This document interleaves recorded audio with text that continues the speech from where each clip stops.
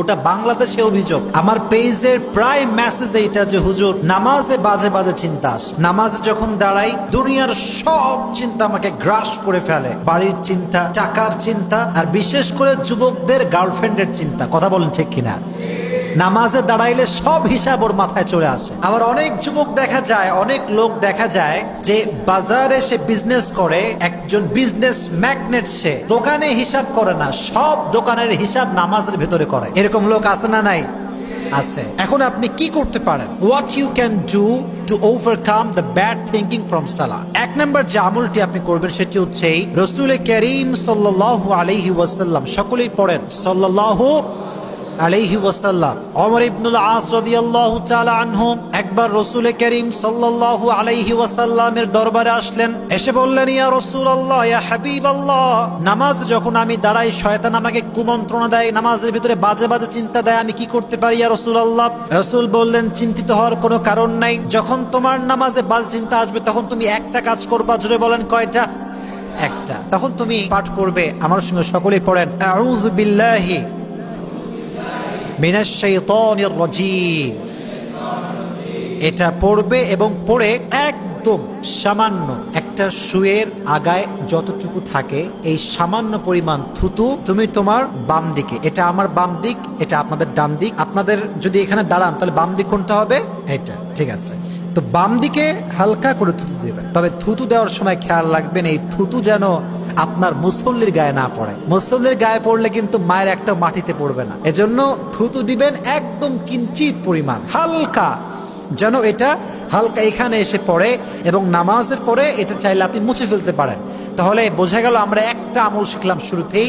আমলটি হচ্ছে when you will feel bad thinking, মানে আপনি খুব খারাপ চিন্তা অনুভব করছেন যখন, তখন আপনি যে কাজটি করবেন, আউযু বিল্লাহি মিনাশ শাইতানির রাজীম পড়ে বাম কাঁধে একদম সামান্য থুতুর ছিটে ফোঁটা দিবেন। পারা যাবে ইনশাআল্লাহ?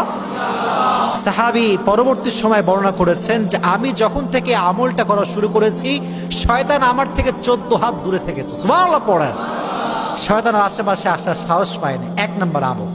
দুই নম্বর যে আমলটি আপনি করতে পারেন সেটি হচ্ছে you have to feel and you have to understand the meaning of আয়াহ that you are reciting in your সালাহ। আপনি যে আয়াতটা তেলাওয়াত করছেন, যে সূরাটা আপনি তেলাওয়াত করছেন, you have to feel and you have to understand the meaning of আয়াহ that you are reciting in your সালাহ। যে আয়াতটা আপনি পড়ছেন এই আয়াতের অর্থ কি রয়েছে, আল্লাহ তাআলা কি বলেছেন, এটা অনুধাবন করার দরকার। প্রিয় ভাইরা, আছে না নাই? অনুধাবন করবেন। ফর এক্সাম্পল, আপনি আল্লাহু আকবার দিলেন। আল্লাহু আকবার মানে হচ্ছে সমস্ত মহানত্ব, বড়টত্ব, শ্রেষ্ঠত্ব একমাত্র মহান আল্লাহ রাব্বুল আলামিনের জন্য। সকলেই পড়েন আল্লাহু আকবার।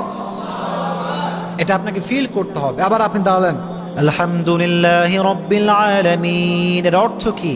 সমস্ত প্রশংসা একজনের জন্য, তিনি কে? আলহামদুলিল্লাহি রাব্বিল আলামিন। All the praise to Allah who is the owner of this world. সমস্ত প্রশংসা একমাত্র রবের জন্য, একমাত্র আল্লাহর জন্য, যিনি এই গোটা পৃথিবীর স্রষ্টা। তিনি কে? রহমানির রহিম, who is the most merciful, the most gracious, the most kindful. সবচাইতে দয়াময়, সবচাইতে মায়াময় একজন, তিনি কে? এই অর্থগুলো ফিল করতে হবে। আমি জাস্ট ফর এক্সাম্পল বললাম, যা আপনি তেলাওয়াত করবেন অর্থ জেনে জেনে পড়ার চেষ্টা করবেন। পারা যাবে ইনশাআল্লাহ? তিন নাম্বার আমল, আপনি যখন অজু করা শুরু করেছেন নামাজের পূর্বে, এটা আপনাকে মনোযোগ দিয়ে করতে হবে। আমরা দেখা যায় অজু করার সময় কোনো মতে করে আমরা চলে আসি, অজু হয়েছে কি হয় নাই ও জানেই না। এরকম লোক বাংলাদেশে আছে না নাই?